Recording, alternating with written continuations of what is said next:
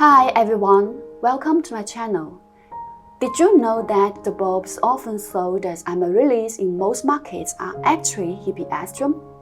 But why are they being sold and referred to as amaryllis? Curious? Stick around to find out and to learn how to select the best bulbs for your garden. Amaryllis or Hippeastrum. The real amaryllis, native to South Africa, which includes only one primary species, Amaryllis belladonna. These bulbs are smaller, thrive in warmer climates, and typically bloom from late summer to early autumn. Despite their modest size, around 5 cm in diameter, they produce an impressive display, with 2 flower stalks, each bearing up to 6 trumpet-shaped flowers.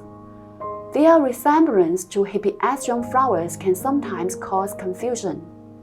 On the other hand, Hippeastrum originates from the tropical and subtropical regions of South America. This genus consists of 90 species and hundreds of hybrids and cultivars.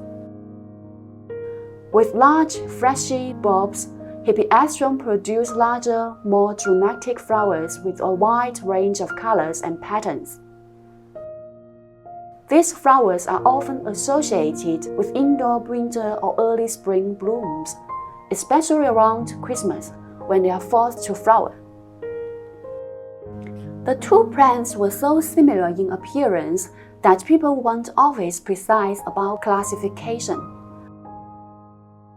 On the other hand, the name amaryllis comes from the Greek word amaryllis, meaning sparkling or to sparkle. This name perfectly captures the flower's brilliance and vitality. No wonder both sellers and buyers often called Hippeastrum amaryllis. The name invokes images of elegance and beauty, which fits the festive nature of the flower perfectly. Anyway, to sum up, if you've purchased a bulb marketed as amaryllis for indoor winter blooms, it is almost certainly Hippeastrum. How to select amaryllis bulbs? You can find amaryllis bulbs at stores like Walmart or online bulb retailers. When selecting amaryllis bulbs, keep these factors in mind. 1. Types of bulbs: preconditioned versus natural bulbs. Amaryllis are primarily grown commercially in countries like Holland, Peru, Brazil, South Africa, Israel, and Australia. Before being shipped worldwide, these bulbs undergo a special temperature treatment that mimics dormancy. This preconditioning helps them bloom faster and often results in more flower stalks.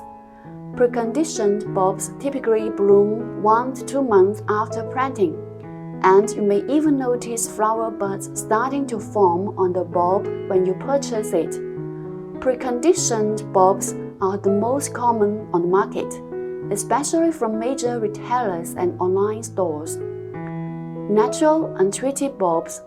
If you buy bulbs from local growers or less commercial sources, it's important to check whether they are pre-treated. Untreated bulbs will naturally bloom in spring, not immediately after planting, thus may require a longer growing period. If you are eager to see amaryllis bloom quickly, looking for preconditioned bulbs, but if you are okay with waiting a bit longer, untreated bulbs are cheaper and can still give you a beautiful show when the time comes. 2. Size of the bulb.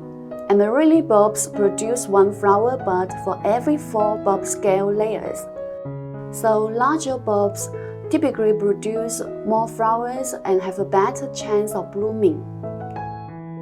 3. Variety. Amaryllis come in a wide range of colors and shapes. Common varieties include red, white, pink, and even multicolored blooms.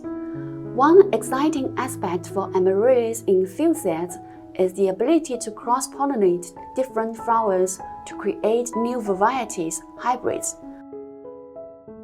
A fun and rewarding process.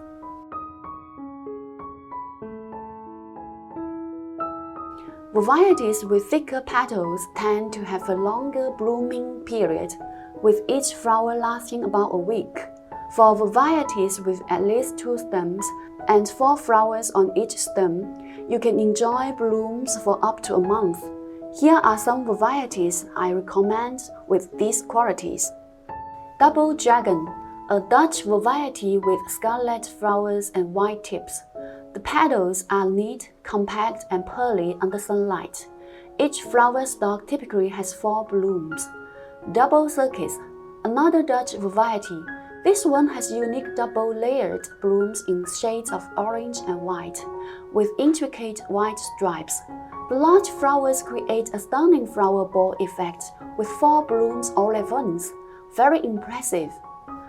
Blossom Peacock, a Peruvian variety with a slight fragrance. What impresses me most about this variety is its color-changing petals.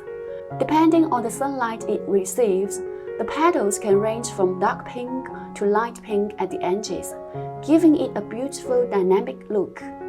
Beautiful in Motion, a unique peachy red variety with white pink stripes and a brilliant green throat. The combination of colors is stunning. Adriana S. Maguire, an Australian variety with white rippled petals adorned with purple stripes and edging.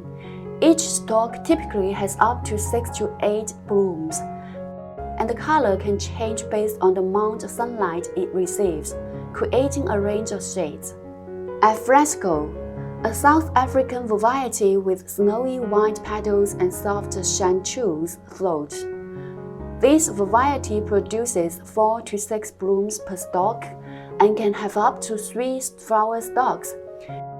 It's also great for DIY fun. Using floral dye on these white amaryllis can allow you to create custom colors. How to plant amaryllis bulbs.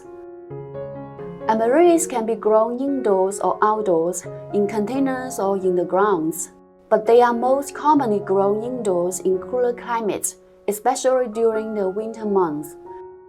If planting outside, choose a location with well-drained soil and plenty of sunlight.